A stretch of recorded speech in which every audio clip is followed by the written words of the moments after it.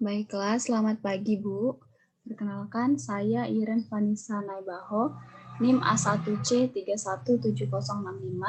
Di sini saya akan mempresentasikan proposal penelitian tindakan kelas dengan judul Penerapan Problem-Based Instruction sebagai upaya peningkatan hasil belajar fisika pada pokok bahasan kinematika gerak lurus pada siswa kelas 10. Kegiatan yang pertama pada bab 1 yang adalah pendahuluan, terdiri dari latar belakang masalah, permasalahan, tujuan penelitian, manfaat penelitian, penegasan istilah, dan pembatasan masalah.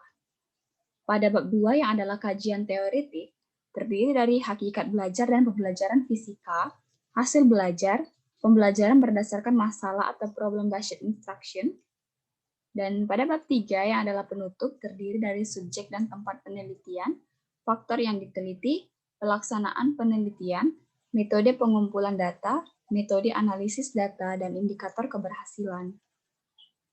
Untuk bab 1, latar belakang masalah yang dialami adalah pembelajaran yang kurang melibatkan siswa secara aktif dapat menghambat kemampuan berpikir kritis dan keterampilan pemecahan masalah, sehingga perlu dipilih dan diterapkan suatu model pembelajaran untuk mewujudkan tercapainya suatu pembelajaran. Ketika siswa belajar ilmu alam, maka yang dipelajari adalah ilmu alam sekitar yang dekat dengan kehidupan sehari-hari siswa.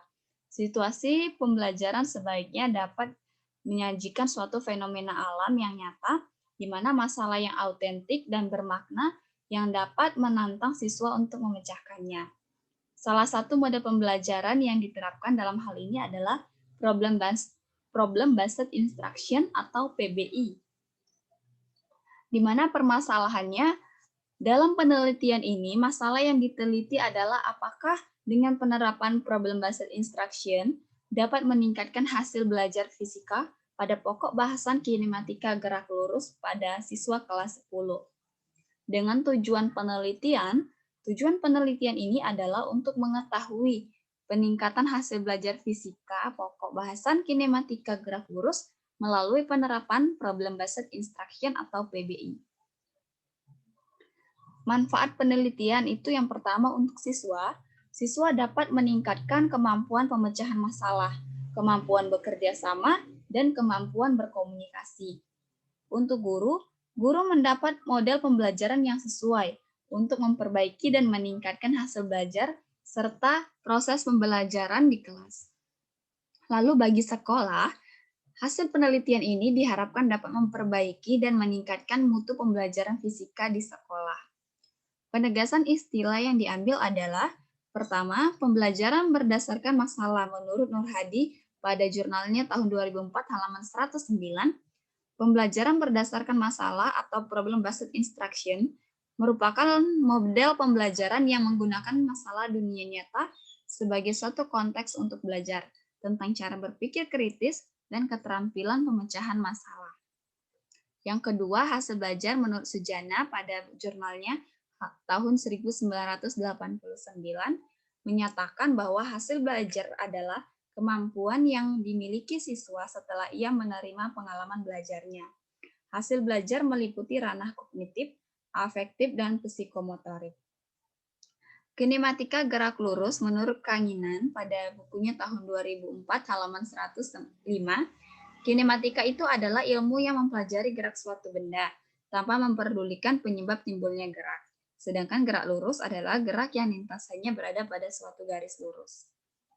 Pembatasan istilah yang diambil dalam penelitian ini, objek penilaian meliputi hasil belajar kognitif, afektif, dan psikomotorik. Aktivitas pembelajaran pada materi tentang perpindahan, jarak, kecepatan, dan kelajuan dilakukan dengan percobaan secara mandiri oleh kelompok siswa. Materi gerak lurus beraturan dan gerak lurus berubah beraturan dilakukan demonstrasi. Sedangkan pada materi gerak vertikal, siswa melakukan percobaan secara berkelompok di dalam laboratorium. Pada bab 2 yang adalah kajian teoretik, hakikat belajar dan pembelajaran menurut Darsono tahun 2000, salah satu prinsip belajar adalah siswa yang belajar dengan melakukan sendiri, dan diharapkan guru selalu ingat bahwa tugasnya adalah membelajarkan siswa, dengan kata lain membuat siswa dapat belajar untuk mencapai hasil optimal. Sedangkan menurut pandangan konstruktivisme, belajar harus lebih berpusat pada peserta didik, bersifat analitik, dan lebih berorientasi pada proses pembentukan pengetahuan dan penalaran. Hasil belajar dapat diartikan sebagai hasil yang dicapai setelah diinteraksi dengan lingkungan, sehingga hasil perubahan tingkah laku, hasil yang dicapai itu berupa angka atau nilai yang diperoleh dari tes hasil belajar. Untuk pembelajaran berdasarkan masalah atau problem-based instruction, hakikat pembelajaran berdasarkan masalah, di mana model pembelajaran berdasarkan masalah atau problem-based instruction juga dikenal dengan nama lain seperti project-based teaching atau pembelajaran proyek, experience-based education atau pendidikan berdasarkan pengalaman, dan authentic learning atau belajar autentik, serta anchored instruction atau belajar berakar pada kehidupan nyata. Landasan teoritik dan empirik. Menurut Dewey, pada bukunya tahun 2000, halaman 15, mengemukakan pandangan bahwa sekolah seharusnya menjadi laboratorium untuk pemecahan masalah kehidupan secara nyata. Sedangkan menurut Piaget pada buku Ibrahim tahun 2000, halaman 17, menegaskan bahwa anak mempunyai rasa ingin tahu, bawaan, dan secara terus-menerus berusaha memahami dunia yang ada di sekitarnya. Menurut Brunner pada buku Koes tahun 2003 halaman 34, menekankan pentingnya membantu siswa memahami struktur atau ide kunci dari suatu disiplin dan perlunya siswa aktif terlibat dalam proses pembelajaran. Proses pemecahan masalah.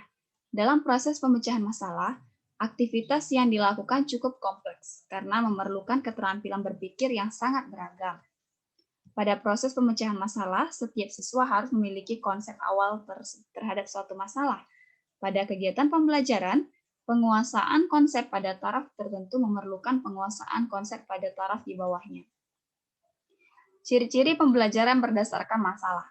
Menurut Ibrahim dan kawan-kawan pada bukunya tahun 2000, halaman 5, pembelajaran berdasarkan masalah memiliki karakteristik sebagai berikut.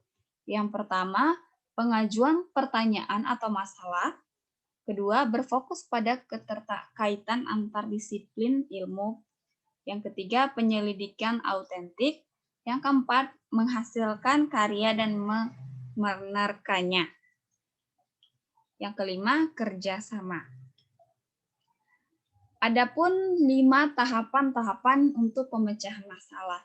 Menurut Ibrahim pada bukunya tahun 2000 halaman 12, yang pertama, orientasi pada masalah siswa. Tahap kedua, mengorganisasi siswa untuk belajar. Tahap ketiga, membimbing penyelidikan individu maupun kelompok.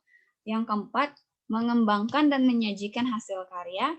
Yang kelima, menganalisis dan mengevaluasi proses pemecahan masalah. Pelaksanaan model pembelajaran berdasarkan masalah. Pelaksanaan model pembelajaran berdasarkan masalah meliputi 2 kegiatan, yaitu tugas perencanaan dan tugas interaktif.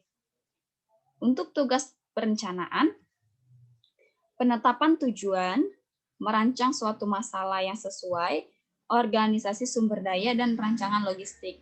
Sedangkan untuk tugas interaktif terdiri dari orientasi pada masalah siswa, mengorganisasikan siswa untuk belajar, membimbing penyelidikan individu dan kelompok, mengembangkan penyajian hasil karya, dan analisis serta evaluasi proses pemecahan masalah.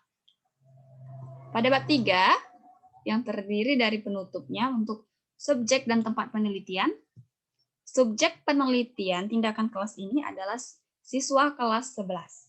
Dengan jumlah siswa 40 orang, terdiri dari 16 siswa putra dan 24 siswa putri. Subjek penelitian ditentukan dengan random sampling.